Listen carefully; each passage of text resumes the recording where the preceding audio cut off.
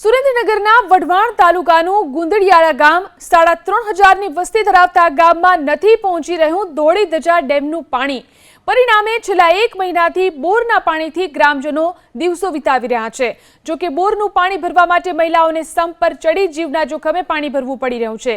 બોરનું પાણી પીવાથી ગામમાં ઘરોઘર ઝાડા ઉલટી અને પેટના દુખાવાની તકલીફો છે। ગામના સરપંચે ઉચ્ચ કક્ષાએ લેખિતમાં રજૂઆત કરી, તેમ છતાં સમસ્યાનું નિરાકરણ આવી નથી રહ્યું। ગુંદિયાળા ગામ ધોળી ધજા ડેમથી 20 કિલોમીટર દૂર આવેલું છે।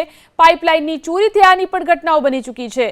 ગ્રામજનોએ ચીમકી ઉચ્ચારી કે જો તેમની સમસ્યાનો હલ ન આવ્યો તો તેઓ આગામી દિવસોમાં ઉગ્ર આંદોલન છેડશે। આ તરફ જલ ભવનના અધિકારીઓનું કહેવું છે કે પાણી પહોંચાડવાની કામગીરી એજન્સીવાળાની છે। 6 મહિનાથી પાણી પત્રકમાં સહી કરી નથી તો એજન્સીએ ગામના પાણી વિતરણના પૈસા કેવી રીતે ચૂકવાય છે? હાલ તો ધોળી ધજા ડેમ ભરેલો છે અને ગામથી 2 કિલોમીટર દૂર નર્મદા કેનાલ પણ વહી રહી છે। તેમ છતાં ગુંદડિયાળા ગામમાં પાણીની પારાયણ છે। આ 3500ની વસ્તી છે એને જાવું ક્યાં? પાણી પીવા માટે તો અમારો માણસ તો નથી થતું, તો પશુનો શું થતું છે?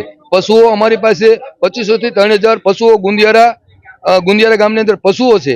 ઈ પણ ટાંકા પર સડીને અમાર નળ હે, ઘરે ઘરે નળ હે બધાને, પણ આવે પાણી મોળું પાણી માં શું કરવાનું? ઈ પાણી પીવી એટલે બધાને તકલીફ રહે, અમને તકલીફ રહે પણ અમારા નાના છોકરાને તકલીફ રહે। અમે તો દવા લઈ લઈને રેડવી, એટલું મોળું પાણી આવે અને ઈ પાણી પીવાથી અમને બહુ જ રોગચાળો, ઝાડા ઉલટી ને એવું થઈ જાય, બીમાર રહેવી। પાણી અહીંયા આવતે ભલે ટાંકા ઉપર ચડીને અમારા ખરા તડકે પાણી આવવાનું રે। પાણી અમને મીઠું દાપો, અમારે દર ઉનાળે આવું થાય છે અમારા ગામમાં। પાણીની અમારે બહુ તકલીફ રહે છે, ગમે એટલું ઓલું કરીને પાણી મળતું નથી અમને। ધારાસભ્ય બધાને ઓલું કરી વિનંતી, પણ પાણી અમને આપો। અહીંયા અમારી માંગ પાણી ની તે પાણી અમને કેનાલે થઈને લાઈન અમને કહી દો।